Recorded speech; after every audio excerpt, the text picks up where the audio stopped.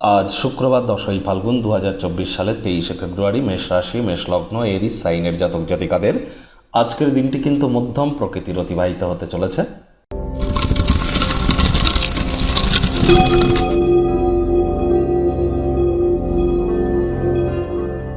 ভিডিওটির শুরুতেই আপনারা দেখতে পাচ্ছেন দেবী মহালক্ষ্মীর গায়ত্রী মন্ত্র। ওম শ্রী মহালক্ষ্মী চ বিদ্মহে বিষ্ণুপত্নাই চ ধীমহি তন্ন লক্ষ্মী প্রচোদয়াৎ। সকাল, দুপুর, সন্ধ্যা 3 বেলাই অন্তত পক্ষে 21 বার করে এই মন্ত্রটি জপ করুন। বিশেষ করে যাদের ন্যাটাল চার্ট বা জন্মছকে শুক্র দুর্বল অবস্থানে আছে তাদের ক্ষেত্রে এটি অত্যন্ত গুরুত্বপূর্ণ। প্রেমে সফলতা পেতে গেলে, ফেমাস বিখ্যাত হতে গেলে, ক্রিয়েটিভ সেক্টর, ছবি আঁকা, নাচ গান, নাটক, কবিতা আবৃত্তি, অ্যাক্টিংয়ের জগতে পপুলার হতে গেলে বা ল্যাভিশ লাইফস্টাইল ওরিয়েন্টেড সেক্টরে যদি আপনারা নিজেদেরকে ফেমাস করতে চান বা প্রতিষ্ঠিত করতে চান, শুক্রের মজবুতি অত্যাবশ্যক। সম্প্রতি রাহু কিন্তু তার শক্তি বাড়িয়ে 27 ডিগ্রিতে প্রবেশ করেছে। আপনাদের রাশির উপরে তার ঠিক কী প্রভাব পড়তে পারে বিস্তারিত আলোচনা সহ একটি ভিডিও চ্যানেলে অলরেডি আপলোড করা হয়েছে। সময় সুযোগ বুঝে একবার দেখে বা শুনে নিতে ভুলবেন না। ভাগ্য মিটার আজ আপনাদের বলছে 5 আউট অফ 10 ভাগ্য আপনাদের অনুকূলেই থাকবে। সুতরাং দিনটি চড়াই উতরাইয়ের মধ্য দিয়েই অতিবাহিত হতে চলেছে।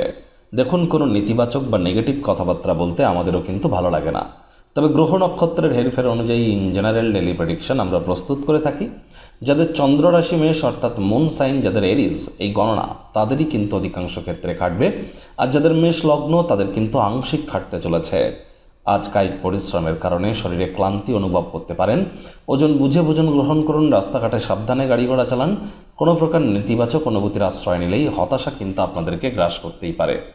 আবেগকে নিয়ন্ত্রণে রাখার চেষ্টা করুন।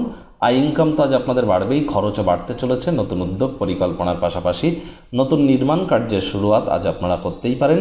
চাকরিজীবী যারা আছেন তাদের অফিসের পরিবেশ এক প্রকার বেশ। বস কলিগদের সাথে ভাব ভালোবাসা বাড়বে। কর্মে গতি অনুভব করবেন। নিজের মেধা, দক্ষতা, ট্যালেন্টের দৌলতে প্রশংসার পাত্রপাত্রীও আজ আপনারা হতে চলেছেন।